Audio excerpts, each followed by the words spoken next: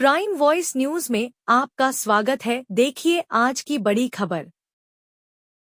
खराज अक़ीदत पेश करेंगे उन मरने वाले ख़ानदानों को, बल्कि हम उन लोगों को भी पैगाम देंगे जो दहशतगर्दी के ज़रिए इस मुल्क में हिंदुओं और मुसलमानों में नफ़रत की दीवारों को और इजाफ़ा करना चाहते हैं। तो टेररिज़म के ख़िलाफ़, भाईचारगी के ख़िलाफ़ और कश्मीर के कश्मीरियों के लिए भी हमको ठहर कर बोलना है। आप किसी एक इलाके के, कश्मीर हमारा अटूट हिस्सा है और हमेशा रहेगा, तो कश्मीर की ज़मीन पर बसने वाले लोग भी हमारे अटूट हैं, इनको भी हमको कॉन्फिडेंस देना है।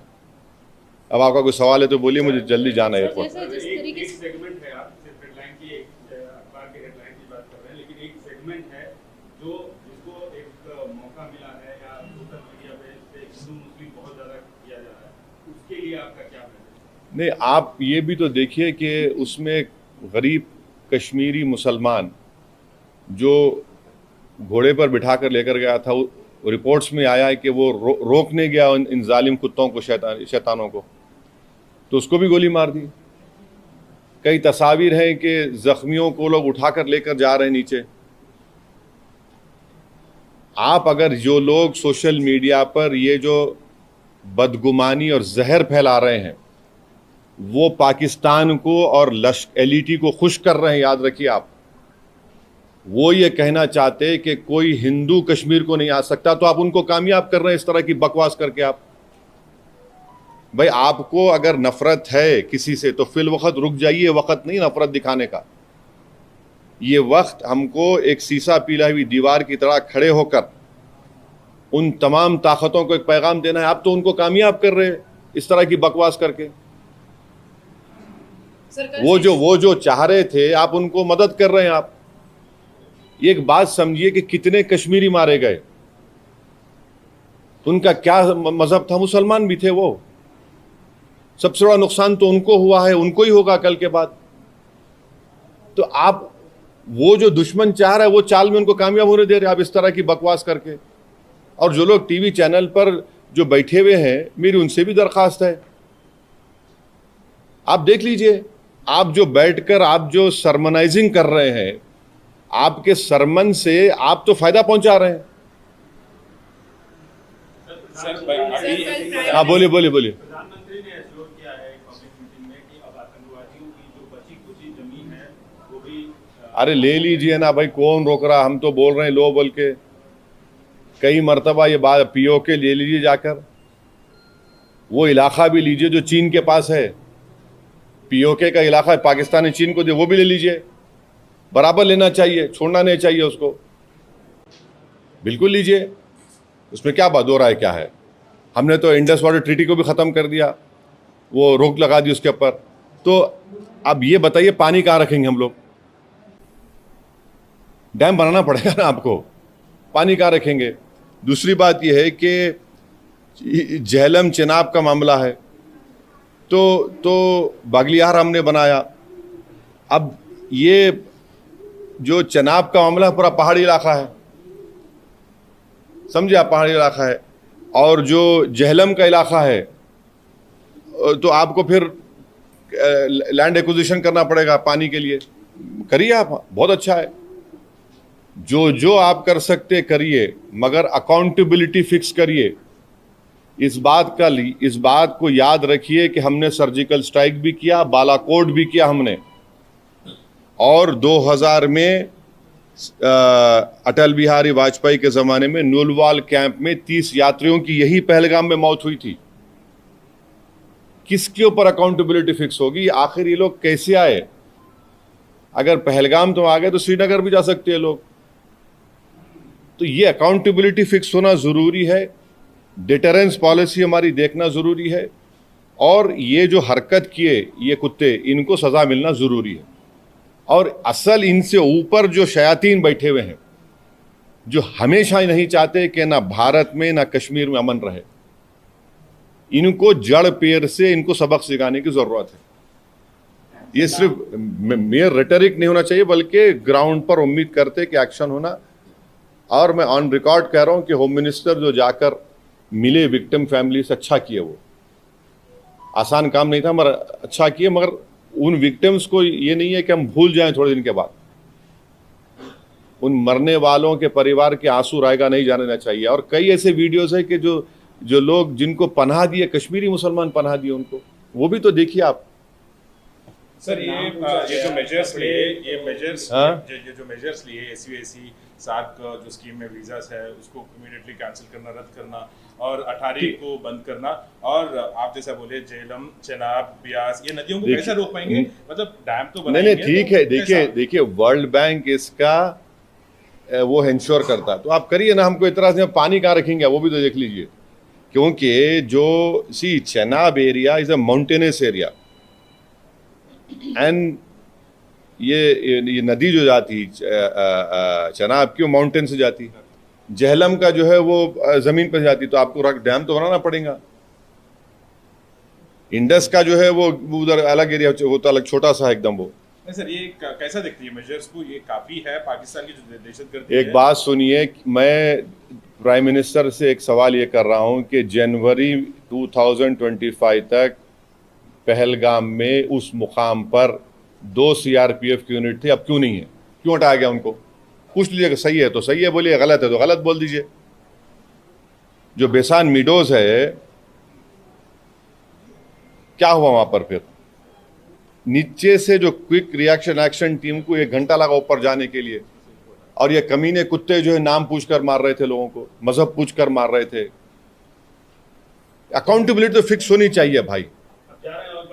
अभी नहीं, देखिए अगर आप लोगों के सोर्सेस में प्राइवेट जेट है तो बोलिए, बैठ के जाएंगे, टिकट मिला तो जाएंगे। आप लोग बड़े ज्ञानी हैं, पावरफुल लोग हैं आप लोग। जी बदला कैसे होगा? क्योंकि लोग आज, आम जनता जो है जो सड़कों पर उतर रही है, कैंडल मार्च कर रही है, विक्टिम्स जो है सब ये कह रहे हैं कि बदला इस बार तो लेना चाहिए, हर बार की तरह से लेना चाहिए। एक बात सुनिए, पिछले साल जुलाई में रईसी एक जगह है वैष्णो देवी करीब, वहां पर भी 7 या 9 टूरिस्ट को मार दिए थे। चेनाब की माउंटेन से जाती, जहलम का जो है वो जमीन पर जाती, तो आपको डैम तो बनाना पड़ेगा। इंडस का जो है वो उधर अलग एरिया होता, अलग छोटा सा एकदम। वो नहीं सर, ये कैसा देखती है मेजर्स को? ये काफी है पाकिस्तान की जो दहशतगर्दी एक बात सुनिए, मैं प्राइम मिनिस्टर से एक सवाल ये कर रहा हूं कि जनवरी 2025 तक पहलगाम में उस मुकाम पर 2 सीआरपीएफ की यूनिट थी, अब क्यों नहीं है? क्यों हटाया गया उनको? पूछ लीजिए कि सही है तो सही है बोलिए, गलत है तो गलत बोल दीजिए। जो बेसान मीडोज है, क्या हुआ वहां पर? फिर नीचे से जो क्विक रिएक्शन एक्शन टीम को 1 घंटा लगा ऊपर जाने के लिए, और ये कमीने कुत्ते जो है नाम पूछकर मार रहे थे लोगों को, मजहब पूछकर मार रहे थे। अकाउंटेबिलिटी तो फिक्स होनी चाहिए भाई। अभी नहीं, देखिए अगर आप लोगों के सोर्सेस में प्राइवेट जेट है तो बोलिए, बैठ के जाएंगे, टिकट मिला तो जाएंगे। आप लोग बड़े ज्ञानी हैं, पावरफुल लोग हैं आप लोग। जी बदला कैसे होगा? क्योंकि लोग आज, आम जनता जो है जो सड़कों पर उतर रही है, कैंडल मार्च कर रही है, विक्टिम्स जो है सब ये कह रहे हैं कि बदला इस बार तो लेना चाहिए, हर बार की तरह से लेना चाहिए। एक बात सुनिए, पिछले साल जुलाई में रईसी एक जगह है वैष्णो देवी करीब, वहां पर भी 7 या 9 टूरिस्ट को मार दिए थे। यकीनन टेररिज्म के ऊपर कोई कॉम्प्रोमाइज नहीं होना चाहिए, मगर अगर आप दावे करेंगे खत्म हो गया तो कहां खत्म हो रहा? अकाउंटेबिलिटी फिक्स करिए भाई, बस अकाउंटेबिलिटी आप फिक्स करिए। तो हम लोग ये मान सकते हैं कि ऑल पार्टी मीट में एमआईएम की तरफ से ये मसला रहेगा। जो यहां बोला हूं ये बोलूंगा, और जो वहां बोलूंगा वो बाहर आके नहीं बोलूंगा। इंटरनेशनल लेवल पे किस तरीके से प्रेशर बन सकता है आपको? प्राइम मिनिस्टर ने अभी पब्लिक मीटिंग में एक बात सुनिए, ये टाइम जो है ना नेशन को देखने का है। जो भी नेशनल इंटरेस्ट में सिक्योरिटी के लिए, कश्मीरियों की तहफ़्फ़ुज़ के लिए जो भी स्टेप गवर्नमेंट उठाती है, एमआईएम पार्टी उसको सपोर्ट करेगी। बाद में हमारी जो शिकायतें हैं नहीं हैं वो बोलते रहेंगे, मगर एज ऑफ नाउ इस क्रिटिकल टाइम पे हम सबको एक होकर ये काम करने की ज़रूरत है। इंटरनेशनल लेवल पे किस तरीके से इंटरनेशनल लेवल पे तो सरकार कर रही है ना, सरकार कर रही है। वॉट एवर स्टेप्स जो which have been taken in the cabinet committee on security, we welcome it, we welcome it. ठीक है, जो स्टेप लेना है। आप ये अलाउ तो नहीं कर सकते, मगर हम यही चाह रहे हैं कि कहीं ना कहीं अकाउंटेबिलिटी फिक्स हो, मगर नेशनल इंटरेस्ट में तो हमको एक होने का है। अपने पॉलिटिकल डिफरेंसेस होंगे, वो चलते रहेंगे, वो ख़त्म होने वाले नहीं है, वो डेमोक्रेसी का तकाजा है, वाइब्रेंट मगर आज की सूरत हाल में ये है कि इसमें हमको थोड़ा देख के सर ये रॉबर्ट वाड्रा का स्टेटमेंट अब छोड़ दीजिए ना, अभी अब वो अहम नहीं है। आज अहम है कि कैसे पाकिस्तान से एलईटी के टेररिस्ट आए, उनका हम कैसा उनको रोकेंगे, जड़ पेड़ से निकालेंगे। ये नेशनल इंटरेस्ट का डिमांड है। आप नेशनल इंटरेस्ट में हमको देखना है। सर अकाउंटेबिलिटी फिक्स होनी चाहिए बोलकर आप कह रहे हैं, तो ये अकाउंटेबिलिटी कैसे फिक्स होना चाहिए, मतलब क्या क्या मेजर्स लेना चाहिए, आपकी तरफ से क्या डिमांड्स रहेंगे, आप सेंट्रल गवर्नमेंट देखिए अकाउंटेबिलिटी फिक्स होनी चाहिए, वो जो समझने वाले समझ जाएंगे। Okay, thank you, thank you, thank you. अब जाने प्राइम दीजिए। मिनिस्टर ने कहा है कि we will identify, track and definitely we welcome it, please do it. जड़ पेड़ से निकाल कर फेंकिए इन शयातीन कुत्तों को। बोल रहे हैं कि मिट्टी में मिला देंगे। बिल्कुल मिट्टी में नहीं, बल्कि पहाड़ में मिला दीजिए उनको, आप चूरा चूरा कर दीजिए उन लोगों को। ये नेशनल इंटरेस्ट में हम कह रहे हैं आपसे, बिल्कुल रोकिए ना, रोकना चाहिए। मजाक है क्या, बोलिए आप? कैसा अरे आप वो खाली पढ़ेंगे, देखेंगे वो दर्दनाक नज़ारों को तो आप बेचैन हो जाते हैं। क्या गुजर रही होगी उस बच्ची पर जो अपने पति की लाश के बाजू खड़ी हुई है। आज यार हम तो बड़ा सब जने बातें करते हैं, मगर जिंदगी गुजार रहे हैं, कौन पूछता क्या है उनको? एक्सग्रेशिया मिलेगा, उसके बाद क्या होगा? उनका तो बहुत बड़ा नुकसान हो गया ना। विवाह हो गए, लोग हनीमून मनाने गए।